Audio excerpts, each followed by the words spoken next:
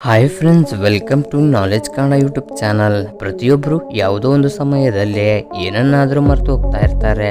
ಯಾವಾಗಾದ್ರೂ ಒಂದು ಸಲ ಮರೆತು ಹೋದ್ರೆ ಪರವಾಗಿಲ್ಲ, ಆದ್ರೆ ಪದೇ ಪದೇ ಮರೆತು ಹೋದ್ರೆ ಅದೇ ಪ್ರಾಬ್ಲಮ್. ಕೆಲವು ಬಾರಿ ನಾವು ಎಷ್ಟೇ ಪ್ರಯತ್ನಿಸಿದರೂ ತುಂಬಾ ವಿಷಯಗಳನ್ನ ಮರೆತು ಹೋಗ್ತಾ ಇರ್ತೀವಿ. ಹೀಗೆ ನಮ್ಮ ಜ್ಞಾಪಕ ಶಕ್ತಿ ಕಡಿಮೆ ಇರೋದಕ್ಕೆ ನಾವು ಸರಿಯಾದ ಅಭ್ಯಾಸಗಳನ್ನ ನಮ್ಮ ಜೀವನದಲ್ಲಿ ಅಳವಡಿಸಿಕೊಳ್ಳೋದೇ ಇರೋದು ಒಂದು ರೀಸನ್ ಆಗಿರಬಹುದು. ಸೊ ಪದೇ ಪದೇ ಮರೆತು ಹೋಗೋ ತರ ಆದ್ರೆ ರೋಬೋ ತರ ನಿಮ್ಮ ಜ್ಞಾಪಕ ಶಕ್ತಿಯನ್ನು ಹೆಚ್ಚಿಸಿಕೊಳ್ಳಬೇಕಂದ್ರೆ ಏನು ಮಾಡಬೇಕು ಅಂತ ಇವತ್ತಿನ ವಿಡಿಯೋದಲ್ಲಿ ನೋಡೋಣ. ಬಲ ಮೆದುಳಿನ ಅಗತ್ಯವಿಲ್ಲದ ಸಾಧ್ಯತೆಗಳಿರ್ತವೆ. ಮಾನವನ ಮೆದುಳನ್ನು ಎರಡು ಸೆಲೆಬ್ರಲ್ ಎಂದು ಅರ್ಧಗೋಳವಾಗಿ ವಿಂಗಡಿಸಲಾಗಿದೆ. ಎಡ ಮತ್ತು ಬಲ ಮೆದುಳು. ಮೆದುಳಿನ ಎರಡು ಭಾಗಗಳು ದೇಹದ ವಿವಿಧ ಭಾಗಗಳನ್ನು ನಿಯಂತ್ರಿಸುತ್ತವೆ ಮತ್ತು ವಿಭಿನ್ನ ಕಾರ್ಯಗಳನ್ನು ನಿರ್ವಹಿಸುತ್ತವೆ.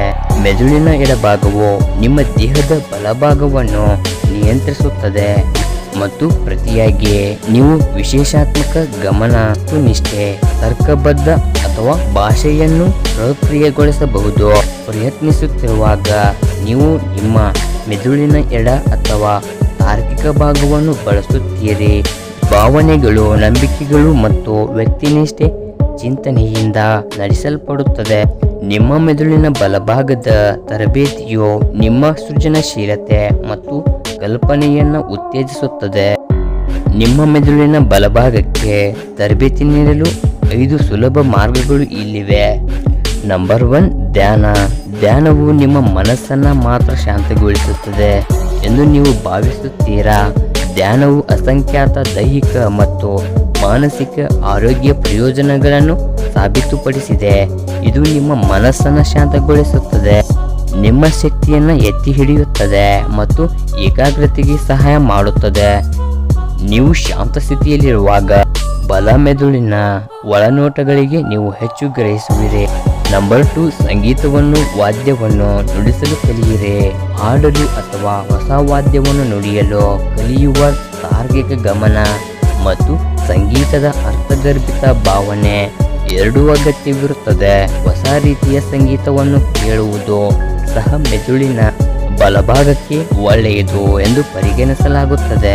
ಸಂಗೀತವನ್ನು ನುಡಿಯುವುದು ವಾಸ್ತವವಾಗಿ ಅತ್ಯುತ್ತಮವಾದ ಸಂಪೂರ್ಣ ಮೆದುಳಿನ ವ್ಯಾಯಾಮವಾಗಿದೆ.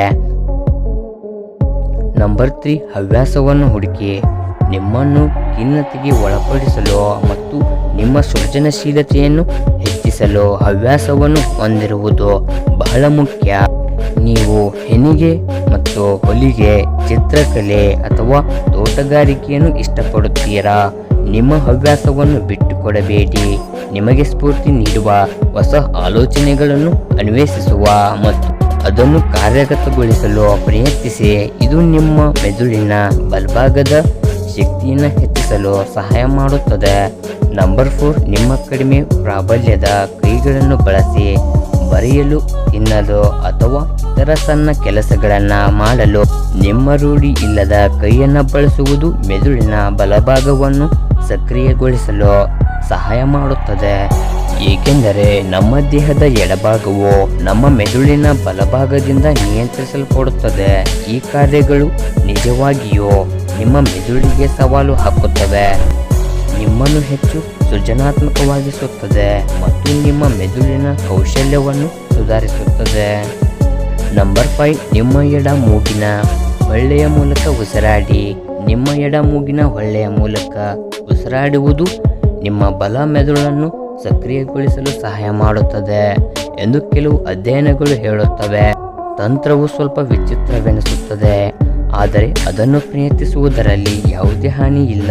ಆದ್ದರಿಂದ ನಿಮ್ಮ ತೋರು ಬೆರಳಿನಿಂದ ನಿಮ್ಮ ಬಲ ಮೂಗಿನ ಹೊಳ್ಳೆಯನ್ನು ಮುಚ್ಚಿ, ನಿಮ್ಮ ಎಡ ಮೂಗಿನ ಹೊಳ್ಳೆಯಿಂದ ಉಸಿರಾಡಿ ಮತ್ತು ನಂತರ ಬಲ ಮೂಗಿನ ಹೊಳ್ಳೆಯಿಂದ ಉಸಿರಾಡಿ. ಸೊ ಇದು ಸ್ನೇಹಿತರೆ ಇವತ್ತಿನ ವಿಡಿಯೋ. ಈ ವಿಡಿಯೋ ಇಷ್ಟವಾಗಿದ್ದರೆ ಒಂದು ಲೈಕ್ ಮಾಡೋದರ ಮೂಲಕ ನಮ್ಮ ಮನೋಬಲ ಹೆಚ್ಚಿಸಿ ನಿಮ್ಮ ಆತ್ಮೀಯ ಸ್ನೇಹಿತರೊಂದಿಗೆ ಶೇರ್ ಮಾಡಿಕೊಳ್ಳಿ. ಈ ವಿಡಿಯೋ ಬಗ್ಗೆ ನಿಮ್ಮ ಅನಿಸಿಕೆಯನ್ನು ಕಮೆಂಟ್ ಮೂಲಕ ತಿಳಿಸಿ. ಮತ್ತೊಂದು ಹೊಸ ಟಾಪಿಕ್ ಜೊತೆ ಮತ್ತೊಮ್ಮೆ ಬರ್ತಾನೆ. ಅಲ್ಲಿ ತನಕ ನೋಡ್ತಾ ಇರಿ ನಾಲೆಜ್ ಕನ್ನಡ ಯೂಟ್ಯೂಬ್ ಚಾನಲ್ನ. ಯಾರು ಫಸ್ಟ್ ಟೈಮ್ ನಮ್ಮ ಚಾನಲ್ಗೆ ವಿಸಿಟ್ ಕೊಟ್ಟಿದ್ರೆ ಮರಿದು ಸಬ್ಸ್ಕ್ರೈಬ್ ಮಾಡಿಕೊಂಡು ಪಕ್ಕದಲ್ಲಿರೋ ಬೆಲ್ ಐಕನ್ನ ಕ್ಲಿಕ್ ಮಾಡಿ. Thanks for the watching the video. Jai Hind.